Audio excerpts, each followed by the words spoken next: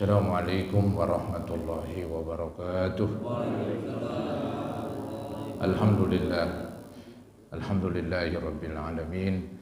Wa bihi nasta'in ala umurid dunya waddin. Wassalatu wassalamu ala ashrafil khalqi wal anbiya'i wal mursalin.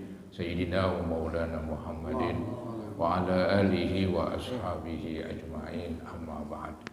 Hadirin dan hadirat jamaah Majlis Ta'lim Masjid Al-Inayah yang saya muliakan, as-shaimin was-shaimat, wabil khusus yang terhormat pimpinan Masjid Al-Mukarram Bapak Herman dan Al-Mukarram Ustaz Abdul Salam, serta para pengurus yang lain, juga para guru-guru, para asatizah, remaja, putra dan putri, dan saudara-saudara sekalian. Syukur alhamdulillah di subuh menjelang pagi ini, di penghujung bulan Ramadan, kita masih berkesempatan untuk hadir kembali mengikuti pengajian. Pengajian ini mungkin pengajian yang terakhir ya di bulan Ramadan, karena minggu depan kita udah memasuki Hari Raya Idul Fitri. Kalau nggak salah hari ini hari ke-25 saudara-saudara ya. Jadi tinggal beberapa hari lagi, nggak sampai seminggu, maka puasa insya Allah kita lalui. Puasa insya Allah kita isi dengan kewajiban seperti puasa Ramadan dan sholat tarawih sunatnya ya, dan lain-lain ibadah yang kita isi di bulan Ramadan. Mudah-mudahan terus Allah beri taufik dan hidayah kepada kita sekalian, kekuatan fisik, kekuatan mental, sehingga bisa merampungkan ibadah puasa sampai selesai. Amin ya rabbal alamin. Saudara, memang di penghujung ini kan kemungkinan besar ya malam Lailatul Qadar. Ya masih ada kemungkinan, karena secara umum bahwa kemungkinan Lailatul Qadar itu fil ashril awakhir, di 10 terakhir ya. Ini memang diterangkan di dalam hadis Nabi Muhammad SAW ya, riwayat Bukhari Muslim. Nabi bersabda, taharru Lailatul Qadar, arti carilah malam Lailatul Qadar fil ashril awakhir, di 10 terakhir min Ramadan, dari bulan Ramadan. Kita udah masuk, bahkan udah hampir ya 5 hari dari 10 terakhir bulan Ramadan, tinggal 5 hari lagi. Maka kemungkinan besar saudara-saudara di situ terjadinya malam Lailatul Qadar ya. Kemudian ada lagi hadis ya, itu riwayat Imam Bukhari yang berbunyi iltamisuha fil ashril awakhir min Ramadan. Carilah malam Lailatul Qadar di 10 terakhir bulan Ramadan. Maka ini 10 terakhir dimanfaatkan sebesar-besar manfaat. Diperhatikan dengan sebesar-besar perhatian. Bukan malah makin kendur saudara-saudara ya. Jadi Nabi Muhammad SAW menyontohkan justru 10 terakhir beliau gedein volume ibadah yang tidak beliau laksanakan di sebelumnya, maka di 10 terakhir ini beliau laksanakan.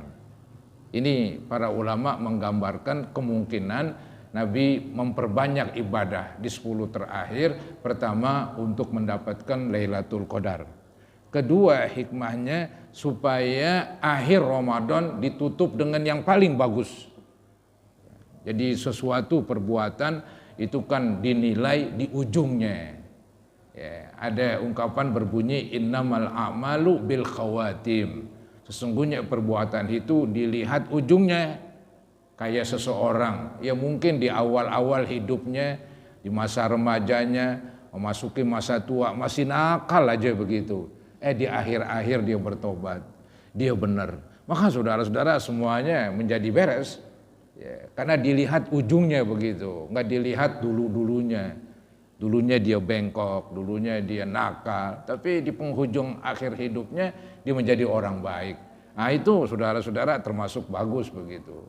Ya, jadi akhir daripada suatu perbuatan kalau bisa yang paling bagus, agar nanti perbuatan itu dinilai semuanya bagus.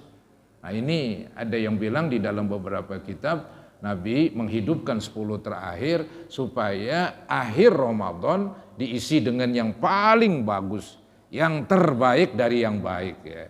Maka beliau sungguh-sungguh beribadah di akhir daripada bulan Ramadan, di 10 terakhir, yang beliau tidak sungguh-sungguh di bulan lainnya. Ini yang diterangkan ya di dalam suatu riwayat ya juga Bukhari Muslim, karena Rasulullah sallallahu alaihi wasallam adalah nabi yajtahidu, sungguh-sungguh fil asril awahir, di 10 terakhir, ma la yajtahidu fi ghairi, yang beliau tidak sungguh-sungguh pada lainnya. Jadi 10 terakhir kesungguhan beliau itu lebih besar lagi. Walaupun memang beliau udah sungguh-sungguh, tapi lebih besar lagi di 10 terakhir. Karena diharapkan malam tersebut terjadi malam Lailatul Qadar. Nah, ulama ya ada yang cenderung mematok, ya menetapkan aja begitu. Memang ada yang berpendapat Lailatul Qadar itu berpindah-pindah setiap tahun. Mungkin malam 21, mungkin malam 23, mungkin 25, setiap tahun berpindah-pindah. Ini ada sebagian ya. Ada lagi sebagian ulama ahli hukum mengatakan Lailatul Qadar netep katanya. Kapan? Malam 27. Jadi malam 27 belum ini, saudara-saudara ya. Nah, ini pun dikuatkan beberapa keterangan dari sahabat Nabi. Di antaranya dari sahabat Ubay bin Ka'ab. Ubay berkata, "Wallahi inni la'alamu, demi Allah, sungguh saya mengetahui, ayya lailatin hiya, malam apakah itu? Hiya lailatul lati amarona Rasulullah SAW biqiyamiha, itulah malam Nabi memerintahkan kami untuk sholat malam. Wahia lailatu sab'in wa isrin, itulah malam 27. Ada penjelasan secara konkret begitu, secara pasti bahwa itulah malam as-sabi wal isrin, malam 27. Ini hadis riwayat Imam Muslim. Itu perkataan sahabat namanya Ubay bin Ka'ab. Ada lagi perkataan dari Abdullah bin Umar, putra Umar bin Khattab. Dia berkata, telah bersabda Nabi Muhammad SAW, "Man kana mutaharriyan," siapa-siapa yang ingin mencari malam Lailatul Qadar, falyataharraha lailata sab'in wa isrin, maka carilah di malam ke-27. Hadis riwayat Imam Ahmad bisanadin sahih. Jadi saya pun cenderungnya begitu. Ya, cenderungnya bahwa Lailatul Qadar adalah malam 27. Ada seorang ulama dia pakai matematika dia. Loh, pakai matematika bagaimana? Pakai berhitung begitu. Yaitu kalimat Lailatul Qadar ada 9 huruf. Kalimat Lailatul Qadar ada 9 huruf. Inna anzalnahu fi Lailatul Qadar itu. Lailah ya lam ya lam tak marbutah. Tak marbutah ini ada 4 jadinya. Lam ya lam tak 4. Nah, al-qadar 5, alif lam qaf dal ra 5. 4 ambil 5 9. Loh, mana 27-nya? 27 itu disebut dikali 3, saudara-saudara. Karena di dalam Al-Qur'an Lailatul Qadar disebut 3 kali. Nih, inna anzalnahu fi Lailatul Qadar. Wa ma adraka ma. Yang ketiga, Lailatul Qadri khairum, disebut 3 kali kata-kata Lailatul Qadar. Nah, kalimat Lailatul Qadar ini mengandung huruf 9. 9 kali 3, wah itulah malam 27. Itu ada yang nyari-nyari begitu, saudara-saudara. Ya terserahlah.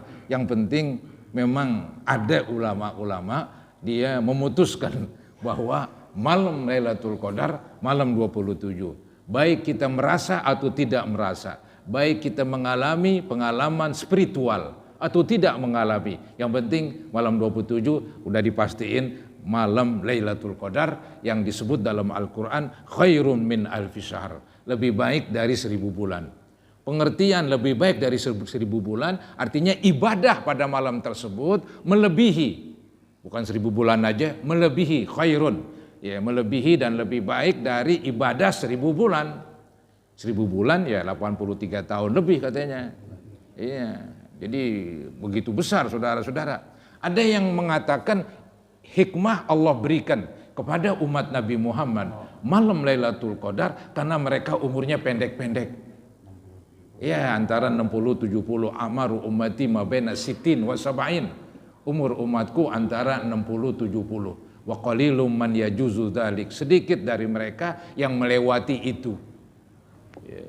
Jadi malah banyak yang di bawah 60 udah out saudara-saudara. Ya. Jadi jarang melewati 70 walaupun ada, tapi ada istilah qalil, sedikit ya. Ya sedikit dari manusia yang banyak ya lumayan juga kan begitu. Ya. Jadi walaupun umat Nabi umurnya pendek-pendek, tapi Allah tidak kecewakan. Allah kasih setiap tahun di bulan Ramadan malam Lailatul Qadar.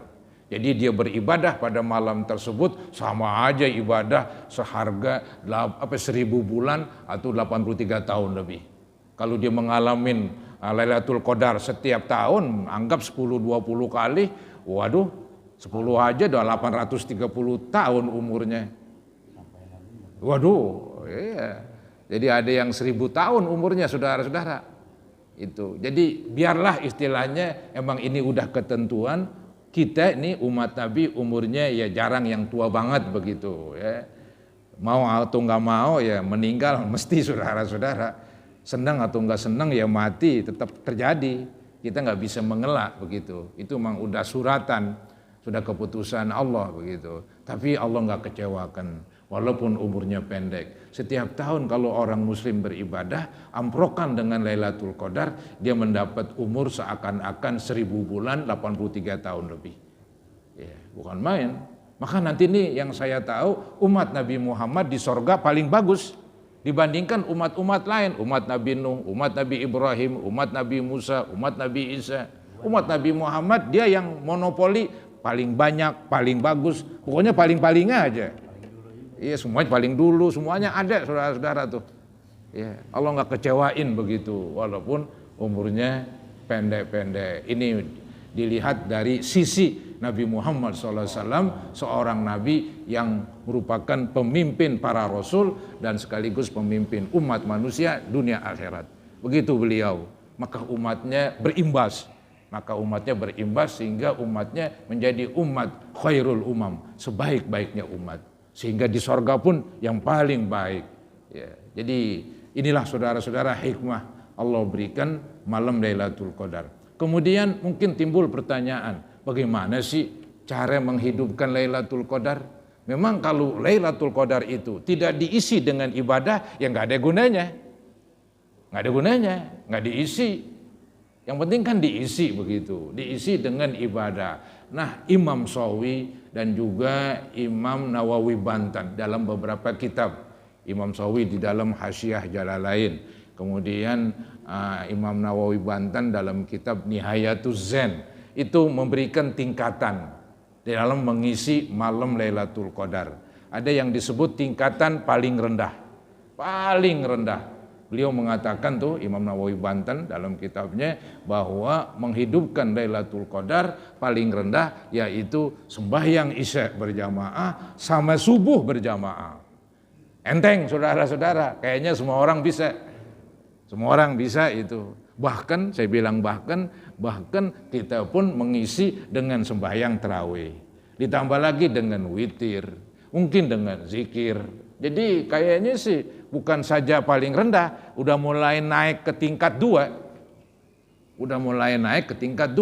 Maka tuh tingkat 2 diterangkan oleh Imam Nawawi Banten dalam kitabnya Nihayatuz Zen, dibilang kalau ingin lebih tinggi lagi yaitu dia berzikir di malam Lailatul Qadar itu kebanyakan malam. Saya mengatakan kebanyakan malam, 50% lebih. Ya. Anggaplah malam itu berapa jam? Anggaplah 10 jam. Anggaplah 10 jam ya. Malam dari maghrib hampir subuh 10 jam. Kemudian bagi 2 berapa dah? 5 jam. Nah 5 jam baru separuh namanya. Nisfu ini. Nah tambahin lagi sedikit kayak orang pemilu tuh, pemilihan presiden. 50% lebih aja atuh. Menang dah. Walaupun musuhnya 49, kan jaraknya kan dekat. 49 sama 51, apa bedanya? Dikit bedanya, tapi menang 51. Nah itulah para hadirin dia mendapat kebanyakan kebanyakan pemilih. Nah ini malam Lailatul Qadar tingkat kedua mengisi separuh malam lebih dengan zikir. Jadi nanti ente selama Ramadan Lailatul Qadar itu ya minimal 5 jam lebih. Oh kuat apa enggak?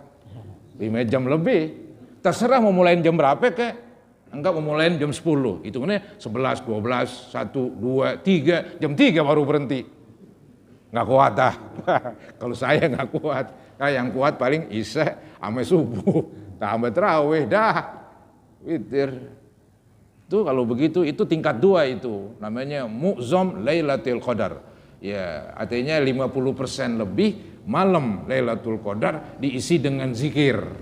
Nah, ada tingkat tinggi, kelas tinggi. Itulah yang dicontohkan oleh Nabi Muhammad. 1 malam penuh diisi dengan sembahyang. 1 malam penuh. Ya, sembahyang. Sembahyangnya lama para hadirin. Ini kita nggak bisa dah. Maka kalau pengen yang rendahan, ini ada beberapa kalimat yang saya nukil dari Imam Shawi di dalam Hasyiah Jalalain. Apa dibilang? Dibilang begini, wayam bagi liman syaqqa alaihi tulul qiyam, dan selayaknya bagi orang yang berat untuk berdiri lama sembahyang. Artinya bagi orang yang nggak kuat sembahyang lama-lama katanya, bagaimana caranya? Ayat takhayyar, ia memilih ma waroda fi qiraati, dia memilih apa yang datang dari hadis Nabi yang menerangkan tentang kelebihan surah-surah yang pendek. Maksudnya nih kalau dia berdiri lama sembahyang, biasanya kan baca surah yang panjang-panjang. Kalau nggak kuat ya udah baca surah yang pendek-pendek. Misalnya Qul huwallah, ini kan pendek, tapi nilainya gede. Kan dalam hadis begitu dibilang. Qul huwallah itu sepertiga Al-Quran, baca 3 kali udah khatam. Walaupun tetap lebih hebat yang khatam beneran. Ntar jangan dibilang udah Qul huwallah 3 kali khatam udah. Betul memang, tapi kan tetap aja beda, lebih tinggi yang khatam beneran. Ini untuk menerangkan kelebihan surah Qulhu. Jadi katanya bacalah surah-surah yang memang punya keistimewaan. Surah Qulhu, surah apa lagi terserah tuh dah, suratul Falaq, suratul Nas. Maka tuh di dalam bayang tarawih Qul huwallah diulang-ulangin. Itu namanya cerdik. Mau baca yang panjang-panjang nggak kuat. Baca Qul huwallah yang pendek. Walaupun pendek tapi nilainya tinggi. Itu yang saya bilang cerdik namanya. Bukan akal kancil sih, tapi cerdik lah begitu. Dalam agama boleh kan cerdik. Jadi begitu saudara-saudara. Itu Imam Shawi sendiri, salah seorang ya ahli tafsir, mengatakan begitu. Dia ahli tafsir, orang pandai, ya, pinter, tapi tetap aja dia mengatakan kalau emang nggak kuat dan berat berdiri lama, udah sembahyang pilih surah yang pendek-pendek. Ya, surah yang pendek-pendek begitu. Kemudian kata beliau lagi nih saya nukil, wa yuksiru minal istighfar, dan memperbanyak istighfar. Ini zikir-zikirnya ini. Wa tasbih, memperbanyak tasbih, wa tahmid, wa tahlil, wa anwa'iz zikri, dan macam-macam zikir. Wa sholah ala nabi sallallahu alaihi wasallam, dan memperbanyak selawat. Jadi ibadah zikir itu macam-macam. Ya, baca Al-Quran di luar sembahyang itu ibadah zikir paling tinggi. Baca Al-Quran di luar sembahyang itu ibadah zikir paling tinggi. Ya, mungkin baca Yasin, udah baca Yasin, baca Tabarok, baca surah Al-Waqi'ah. Jadi surah-surah yang punya kelebihan-kelebihan. Setelah itu ngantuk dah tidur. Nah itu cerdik namanya. Jangan banyak kaget, sedikit pun kaget. Ini kan repot kalau begini. Ya. Jadi kalau banyak kaget, sedikit pun dapat. Kudunya begitu, harus cerdik saudara-saudara. Ya. Kemudian juga kata Hasyiah Jalalain, wa yad'u bima ahabba li nafsihi wa li ahbabihi ihya'an wa amwatan. Hendaklah berdoa buat dirinya, berdoa buat orang-orang yang ia cintai, baik yang orang ia cintai masih hidup ataupun sudah meninggal. Berdoa katanya di malam Lailatul Qadar. Bahkan wa yatasaddaq bima tayassarolah, disunatkan bersedekah malam Lailatul Qadar. Bersedekah. Kita sedekah misalnya ini 100.000, maka pahalanya seharga 1000 bulan 100.000. Iya. Emang begitu semuanya ibadah, baik ibadah yang diucapkan atau ibadah yang pakai rezeki, pakai duit. Ya, jadi kalau ibadah kita sedekah pada malam Lailatul Qadar, ya pahalanya seharga 1000 bulan kali 1000 bulan. Jadi bukan 100.000 lagi, 100.000 kali sekian. Jadi itulah saudara-saudara. Maka disuruh wa yatasaddaq bima tayassaralah. Hendaklah bersedekah dengan apa yang mudah. Enggak repot-repot, ketika buka udah aja sedekah. Bawain kue, bawain ayam bakar, ayam sate kambing, apa kek. Wah, ini malam 27 nih, udah gak mau sedekah yang gampang aja. Aku mau bawa ini satu nampan isinya yang gurih-gurih misalnya. Itu sedekah juga, udah malam Lailatul Qadar. Maghrib udah mulain. Maghrib udah mulain ya. Jadi yang gampang-gampang aja ya kerjain. Masa yang sulit-sulit ya. Ya mau cari tetangganya yang miskin-miskin, wah ini malam Lailatul Qadar nih, habis tarawih ya bawain duit. Ada yang kasih cepet, ada yang kasih gocap, udah bagus aja. Begitu saudara-saudara. Jadi kita harus cerdik istilahnya. Cerdik mengisi momentum yang paling cakep. Itulah malam Lailatul Qadar. Ya kalau bisa setiap malam dari 10 malam ini, ya itu mah agak sulit. Cari yang gampang dah. Mudah-mudahan malam 27 kan begitu ya. Itu malam Lailatul Qadar. Kemudian juga beliau mengatakan wa yakfi fi qiyamiha salatul isya wa subhi fi jama'atin. Yang sama yang tadi ini. Cukup memadai mengisi Lailatul Qadar dengan sembahyang isya berjamaah plus subuh berjamaah. Itu kata beliau, kata beberapa ulama. Menukil hadis Nabi yang berbunyi man shallal isya fi jama'atin faka'annama qama nisfal lail wa man shalla subha fi jama'atin faka'annama qama laila kullah. Siapa-siapa yang sembahyang isya berjamaah mendapat pahala seperti menghidupkan dengan sembahyang setengah malam. Kalau ditambah lagi dengan subuh berjamaah, seakan-akan pahalanya dia menghidupkan satu malam suntuk. Pakai suntuk begitu. Atau malam suntuk. Itu hanya isya dan subuh berjamaah. Apalagi ente tambah dengan tarawih, ditambah dengan witir, ditambah dengan doa, ditambah dengan zikir, ditambah dengan baca Quran. Wah kayaknya itu udah tingkat 2 itu. Udah level 2 udah. Bukan level 1 lagi. Ya. Jadi begitu saudara-saudara ya, mengisi malam Lailatul Qadar. Ada lagi dengan cara yang lain, ya beriktikaf. Ya, kayak begini, berada di masjid ya, dengan niat iktikaf saudara-saudara ya. Itu sekelumit tentang malam Lailatul Qadar. Yang kedua, masih ada waktu ya. Yang kedua yaitu bahasan tentang zakat fitrah.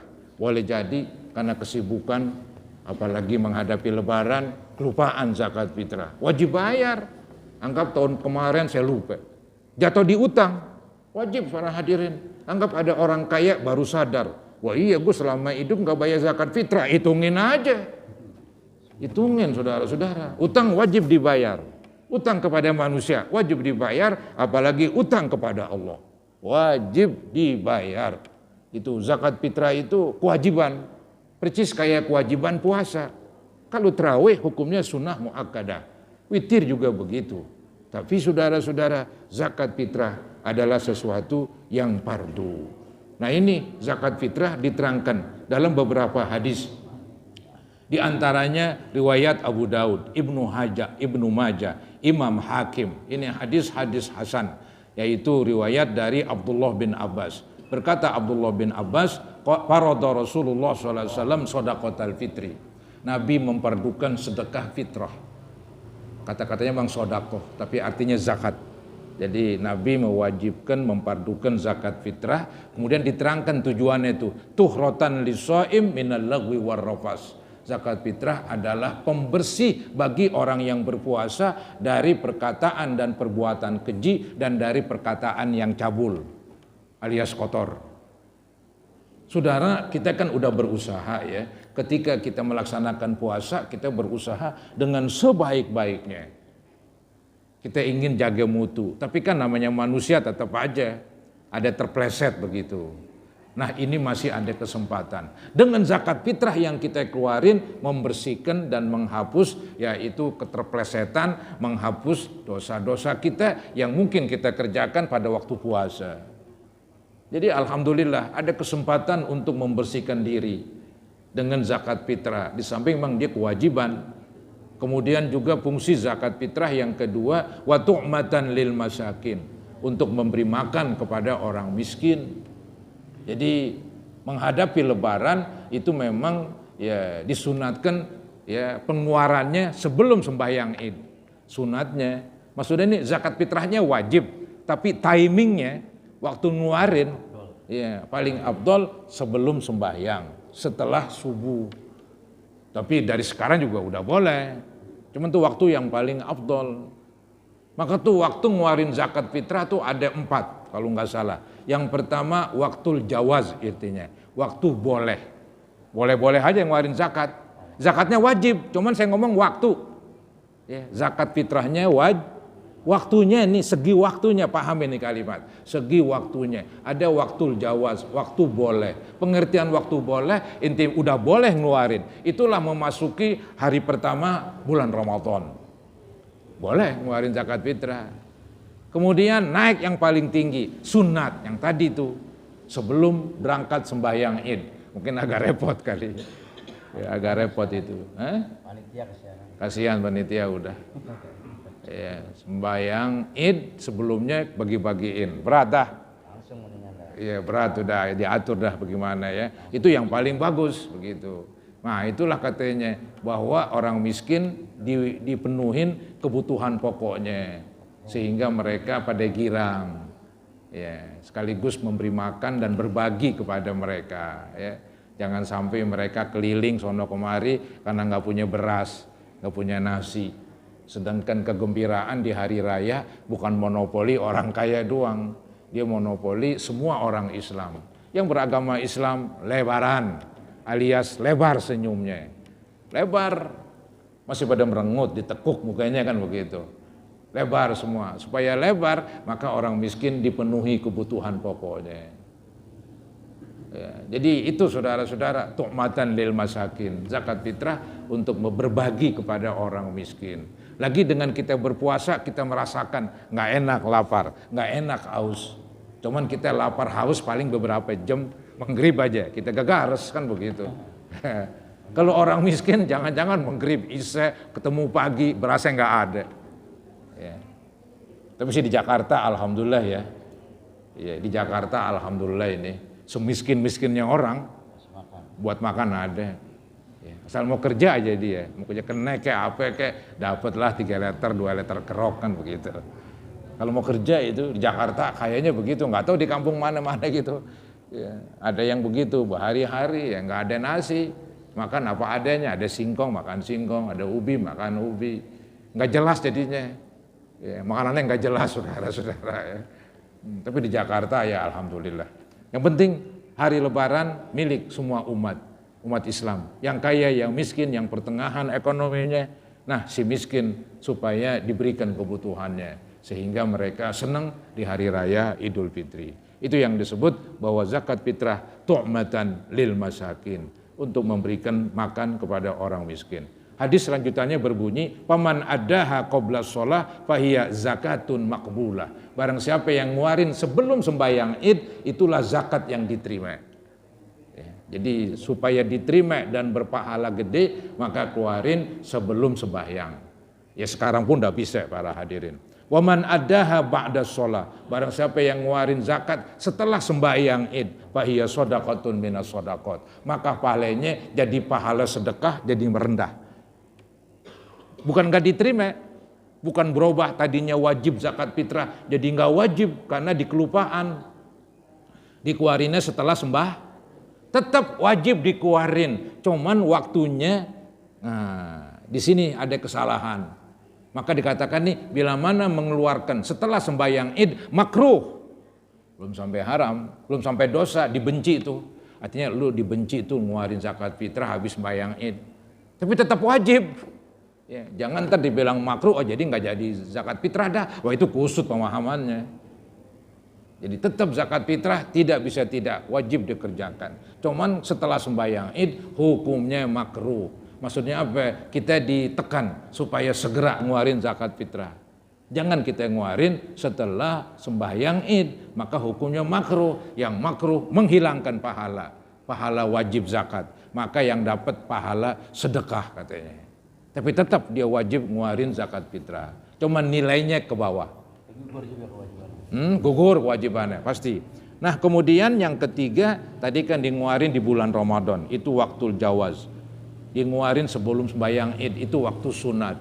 Dinguarin setelah Id itu waktu makruh. Ada namanya waktul hurmah, waktu haram dikeluarin. Bukan haram ngeluarin zakatnya, haram menunda-nunda. Yaitu udah selesai hari raya Idul Fitri. Hari raya Idul Fitri selesai ya maghrib. Maghrib udah 2 Syawal, malam aja, nah itu haram ngeluarin. Pengertian haram, ente wajib ngeluarin zakat fitrah segera. Cuman nunda-nundanya ini jadi haram. Bisa-bisa pahalanya nggak ada, sekedar menggugurkan kewajiban, pahalanya hilang. Kenapa? Lu ngeluarinnya udah liwat banget, udah memasuki 2 Syawal, ya, udah memasuki 2 Syawal. Itu saudara-saudara tentang zakat fitrah ya. Kemudian ada nih hadis yang lain. Saya pakai hadis saja. Riwayat Bukhari Muslim. An Ibnu Umar radhiyallahu anhuma qala. Hadis dari Abdullah bin Umar. Berkata Abdullah bin Umar, farada Rasulullah sallallahu alaihi wasallam zakatal fitri. Nabi memfardukan zakat fitrah so'an min tamrin, 1 sok. 1 sok 2,5 kilo atau 3 liter setengah. Jadi 1 sok tamar. Tamar itu korma kering. Dia makanan pokok juga. Orang Arab makanan pokoknya macam-macam. Kalau kita cuma nasi doang. Ya, udah makan ubi, makan talas, dibilang belum makan juga. Belum kena nasi, kapan makan? Ya, yang namanya makan kan kena nasi. Mau kata apa kita emang makan pokoknya cuma atu. Ya, karena mungkin terlalu banyak beras kali dari dulu ya. Kalau orang Arab kan tanah tandus dia, ntar ada korma, makan korma, ntar ada gandum, makan emplengan, kan begitu. Kismis juga dikatakan makanan pokok begitu ya. Jadi itu negeri Arab zaman dulu. Jadi disuruh zakat fitrah itu 1 sok dari korma, au so'an min syair, atau 1 sok dari syair. Syair ini semacam jawawut, ya, jadi gandum tingkat rendah. Ya. Alal abdi wal hur, itu diwajibkan atas budak, yang punya budak dulu. Sekarang yang punya pembantu, maka pembantu yang tinggal di rumah kita, yang kita kasih makan, itu wajib kita keluarin zakat fitrahnya. Tapi kalau pembantu yang bolak-balik, ya itu dianggap kita nggak berkewajiban lah. Karena nanti diterangkan patokan, pakai patokan ini, patokan seseorang wajib memberikan zakat fitrah terhadap orang yang wajib diberi nafkah. Setiap orang yang wajib kita beri nafkah, setiap itulah kita wajib nguarin zakat fitrah. Nah kalau pembantu yang di rumah, sepertinya kita beri nafkah dia, nafkah khusus makan dan minum, ya, tempat, ditambah nanti gaji lain lagi. Begitu saudara-saudara. Maka disebut di sini zakat fitrah katanya wajib atas yaitu orang budak, kemudian orang merdeka, wadzakari wal unsa, laki perempuan, wassogir wal kabir, wajib juga anak kecil. Bahkan bayi wajib kita zakatin. Yang wajib ngeluarin zakat babanya. Nah, dia yang beri nafkah. Patokannya tuh bayi bila mana ngalamin Ramadan dan ngalamin Idul Fitri. Wajib tuh. Kalau misalnya istri kita melahirkan di akhir-akhir Ramadan, tapi ini bayinya meninggal, misalnya nggak sampai nggak ngalamin dari hari raya Idul Fitri, nggak wajib zakat fitrahnya. Tapi kalau ada bayi dilahirkan di penghujung Ramadan, kemudian dia hidup terus di awal-awal Ramadan, awal-awal Syawal, setelah itu meninggal, wajib zakat fitrah, ngalamin 2 waktu. Waktu Ramadan dan waktu hari raya Idul Fitri begitu. Jadi ini dilihat dari kalimat zakatul fitri. Kalimat fitri ini Idul Fitri. Jadi zakat sebabnya Idul Fitri. Ngalamin Idul Fitri, tapi ditarik ke belakang juga dengan puasa, maka ngalamin sedikit dari bulan Ramadan dan sedikit dari hari raya Idul Fitri, maka berkewajiban. Yang penting saudara-saudara, bayi wajib kita keluarin, anak kita semuanya. Tapi kalau udah yang dewasa, yang udah gede, yang udah mandiri, dia sendiri ngeluarin, dia sendiri. Tapi nggak wajib juga kalau dia meninggal sebelum ngerasain Idul Fitri. Enggak wajib. Yang gede kalau meninggal pada waktu bulan Ramadan, enggak wajib zakat fitrah dia. Anak kita yang gede meninggal. Ya. Atau maaf ya, seseorang udah dewasa, udah tua meninggal di bulan Ramadan, enggak wajib zakat fitrah dia, enggak wajib dikeluarin. Karena dia enggak ngalamin hari raya Idul Fitri ya. Malam takbiran ya. Iya, masuk malam takbiran tuh udah ngalamin namanya. Maghrib aja ngalamin itu. Maghrib kan ada 1 Syawal. Ya, 1 Syawal ya. Jadi ada 1 Syawal malamnya, ada 1 Syawal siangnya. Ini dipatok dari malamnya ya.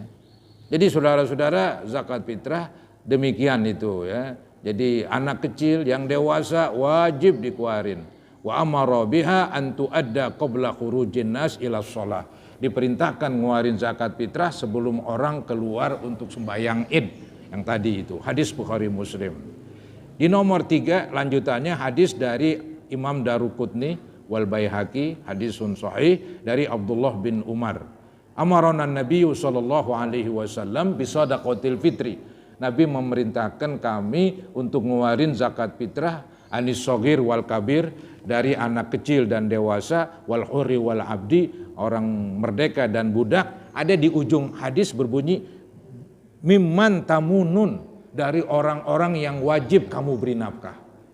Nah itu dipatokin itu. Jadi kalau begitu orang yang wajib kita beri nafkah, wajib pula kita keluarin zakatnya. Misalnya lagi nih ada orang tua kita udah tua, dia udah gak nyari duit, ya, dia hidup sama kita yang kasih nafkah. Kita juga ngeluarin zakat fitrah. Jadi zakat fitrah keluarin buat kita, buat istri, buat anak, buat bapak dan ibu yang masih hidup, yang memang kita yang beri nafkah. Hampir begitu saudara-saudara ya. Jadi orang yang kita wajib beri nafkah, wajib pula kita keluarin zakat fitrahnya.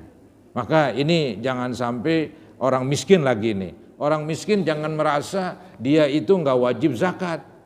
Karena zakat fitrah itu beda dengan zakat harta. Zakat harta bila mana punya harta seharga ya 20 miskol, itu ukuran orang Arab. Ukuran kita ini ada yang bilang sekitar 80-an gram. Anggaplah 80-an gram. Kali 1 gram 1 juta. 80 gram 80 juta. Nah itu zakat harta itu. Minimal punya duit 80 juta baru kena zakat harta. Kalau cuman gocap 50 juta belum wajib. Tapi kalau sedekah boleh aja. Ini kita ngomongkan wajib. Ditambah lagi 1 tahun umurnya. Anggap baru jual kebon. Kenal kebon? Zaman dulu kan jual kebon. Begitu. Iya, itu nggak wajib zakat harta. Nah baru dapat duit. Itu yang saya pahamin begitu. Nggak setiap jual kebon langsung, kecuali dagang kebon. Itu lain lagi dah ceritanya. Itu zakat dagang namanya. Saya nggak dagang. Saya mau pindah ke Citayam misalnya. Yang lebaran dikit, gue mau betani sono. Ya, mau miara ayam, miara sapi. Mau pindah dah, bukan non Citayam. Ya silakan aja kan begitu. Ya, dijual tuh dah. Secara hukum yang saya paham nggak wajib zakat harta. Dia baru dapat duit, belum berumur setahun. Ya. Kecuali didagang mang setiap tahun wajib bayar. Dapat nggak dapat tuh duit, pokoknya laku nggak laku tuh dagangan setiap tahun.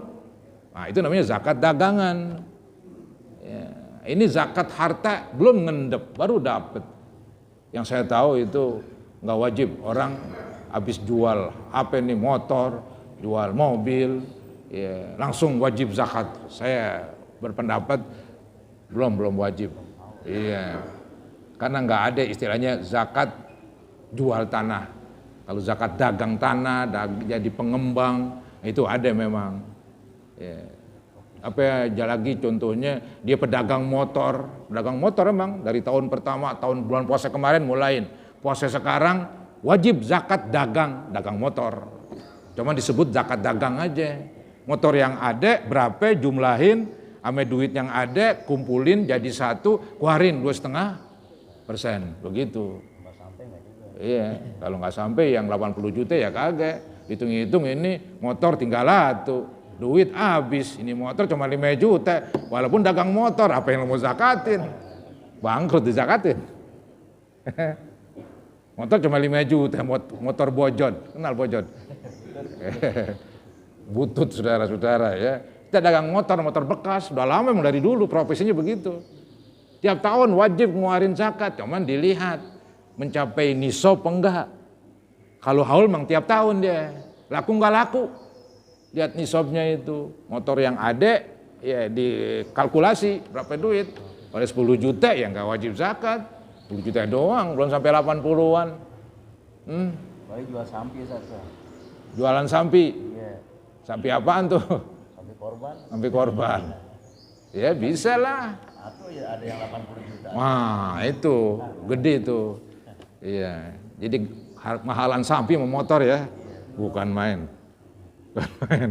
Baik saudara-saudara, tanggung ini sedikit lagi. Nah ini ada hadis yang menerangkan bahwa zakat fitrah juga orang miskin pun wajib ini.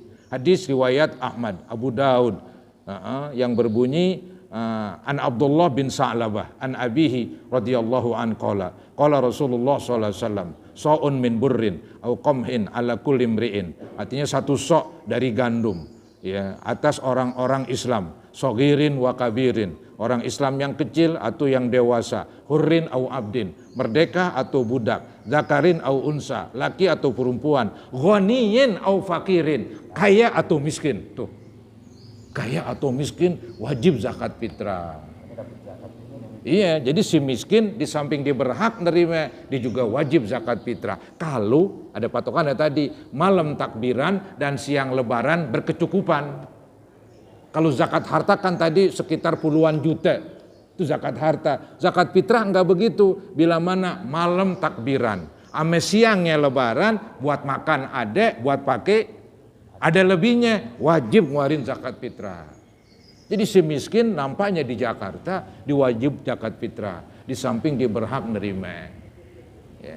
Kemudian ini diterangkan lagi, amma ghaniyukum fayuzakkihillah. Adapun orang kaya, ketika ngeluarin zakat fitrah, maka Allah akan tumbuhkan hartanya. Allah akan sucikan dari dosa-dosanya. Wa amma fakirukum, adapun orang fakir, ngeluarin zakat fitrah, fayaruddullahu alaihi aktsara mimma a'ta. Allah kembaliin akan lebih banyak lagi. Artinya yang dikeluarin zakat fitrah berapa orang, tapi didapat dari depan tetangga, belakang, kanan, kiri, 5 karung berasnya, misalnya. Sedangkan dikeluarin zakat fitrah cuma sedikit. Nah itulah katanya, adapun orang fakir, Allah berikan lebih banyak lagi ketimbang ia keluarin, ketimbang dibandingkan dengan apa yang ia keluarin. Ia keluarkan beberapa liter, tapi yang ia terima dari zakat fitrah banyak. Ya, banyak saudara-saudara. Nah, maka tuh yang kaya yang miskin wajib zakat fitrah. Begitu saudara-saudara ya. Cukuplah, udah kering tenggorokan ini. Ya, minum air nggak boleh. Kalau boleh saya tenggak langsung. Ya, ngomong lagi. Habis tenggak airnya ngomong lagi.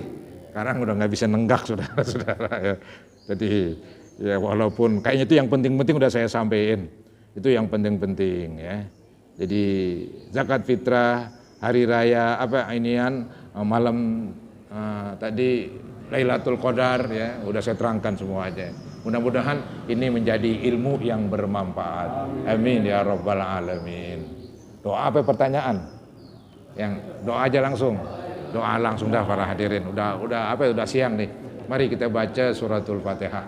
Semoga Allah Subhanahu wa taala menyampaikan pahalanya kepada yang telah wafat, khususnya ibu bapak kita, guru-guru kita, mertua, istri dan anak-anak kita. Semoga mereka Allah ampuni dan juga Allah ampunin kita sekalian. Al-Fatihah ala ma nawaina wa ila hadratin Nabi Rasulillah sallallahu alaihi wasallam. Al-Fatihah. Minasyaitonir rajim. Bismillahirrahmanirrahim. Rahmanirrahim. Maliki yaumiddin. Iyyaka na'budu wa iyyaka nasta'in. Ihdinas siratal mustaqim. Siratal ladzina an'amta 'alaihim ghairil maghdubi 'alaihim waladdallin. Astaghfirullahaladzim, astaghfirullahaladzim, astaghfirullahaladzim. Allahumma salli ala Sayyidina Muhammad wa ala ali Sayyidina Muhammad. Wasallim tasliman katsira walhamdulillahi rabbil alamin. Allahumma aftah lana wa li abnaina wa banatina wa zawjatina futuhal arifin wa faqihna wa iyyahum fid din. Rabbana ighfir lana wa li walidina warhamhum kama rabbawna shighara. Li jami'il muslimina wal muslimat wal mu'minina wal mu'minat al ahya minhum wal amwat. Allahumma innaka afuwun tuhibbul afwa fa'fu anna. Allahumma innaka afuwun karimun wadudun tuhibbul afwa fa'fu anna. Rabbana taqabbal minna innaka antas samiul alim wa tub alaina innaka antat tawwabur rahim. Rabbana atina fid dunya hasanah wa fil akhirati hasanah wa qina azabannar. Wassallallahu ala sayyidina Muhammadin wa ala alihi wa sahbihi wasallam. Alhamdulillahi rabbil alamin. Kurang lebihnya mohon maaf. Assalamualaikum warahmatullahi wabarakatuh.